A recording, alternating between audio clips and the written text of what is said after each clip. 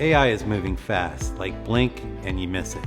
With tools like Midjourney, DALL, and Adobe Firefly, some folks wonder if designers are on the verge of extinction. AI can generate concepts, speed up production, and handle the grunt work, like resizing images or creating quick mock-ups. But design is more than pixels and layouts. It's strategy, it's empathy, it's understanding a client's story and shaping it into something that can connect with real people. That's the human element AI cannot replicate.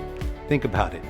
AI doesn't know what it's like to have a big idea in the shower, to tweak a design based on a gut feeling, or to relive the rush of seeing your favorite band for the first time.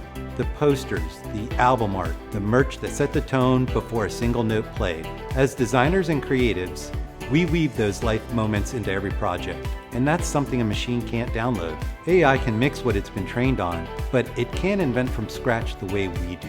And just like stock photos lost their charm from overuse, AI-generated visuals could start to feel generic fast. That's why the future isn't AI versus designers, it's AI with designers. The pros who thrive will be the ones who use AI as a creative power-up. Rapid prototyping, faster iterations, more time to refine the work that matters. So, will AI replace designers?